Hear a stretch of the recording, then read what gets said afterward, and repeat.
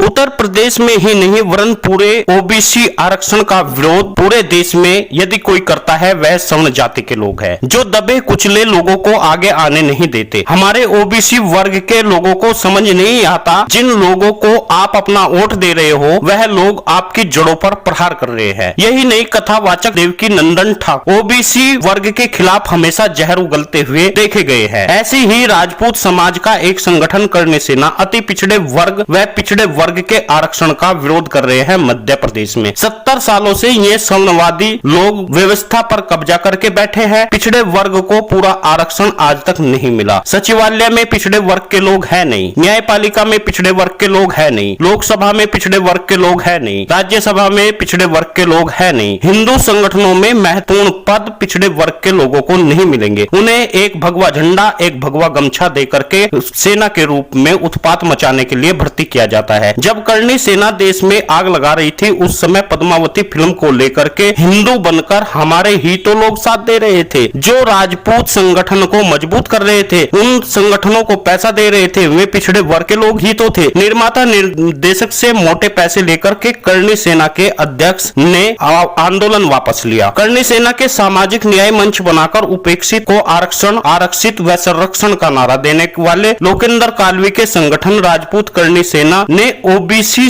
आरक्षण का जमकर विरोध किया। राजस्थान में उपेक्षित समाज को भले ही संरक्षण न मिला हो, सवर्ण जाति को 10% आरक्षण जरूर मिल गया। देवकी नंदन ठाकुर जो हमेशा अति पिछड़े वर्ग के लोगों के खिलाफ जहर उगलता है, उसे सरकार द्वारा सम्मान दिया जाता है। वह भी योगी आदित्यनाथ ने यूपी रत्न दिया। हमारे पिछड़े वर्ग के लोग ऐसे संतों के सत्संग में बैठकर इनके प्रवचन सुनते हैं और जो पक तो ब्राह्मणों का करते हैं, भीख पिछड़े वर्ग से मांगते हैं। रोटी खाने का जरिया हमारे पूर्वज भगवान कृष्ण को बनाते हैं। ब्राह्मण संत देवकी नंदन शर्मा उर्फ ठाकुर, जो शायद ठाकुर भक्ति में लीन है इसलिए मैं अपने आप को ठाकुर कहते हूँ, अंधे भक्तों की सभा में हाथ उठाकर शरीर को नृत्य मुद्रा में हिलाते डुलाते हैं तो हास्य पद लगते हैं। वह अपने प्रवचनों को ब्राह्मणों की सेवा और परलोक की कपोल कल्पित कथाएं सुनाते हैं। उस समय ये और भी हास्यपद हो जाते हैं। तब भी सामने बैठी हुई महिलाओं को तालियां बजाने और झुमाने के लिए गाना गाने लग जाते हैं। जब कोई इनसे सवाल पूछता है तो उसे डरा धमकाकर चुप कर देते हैं। पूरा ड्रामा सुनियोजित होता है। ब्राह्मण संत देवकी नंदन दलितों पिछड़ों को आरएसएस के लिए खतरा मानते हैं। उप महानिषाद को कहते हैं मुगल काल में घड़ा गया। यह देवकी नंदन ठाकुर कहता है सवर्ण दलितों पिछड़ों को इज्जत से नहीं जीने दे। उनका कहना है कि सवर्ण लोगों को वे कहते हैं कि दलितों को पिछड़ों को इज्जत न दे। देवकी नंदन ठाकुर कहते हैं पिछड़ों को वे प्रवचन से साध चुके हैं, कुछ को डरा धमकाकर सरकार साध लेगी। देवकी नंदन ठाकुर कहते हैं पिछड़े दलितों को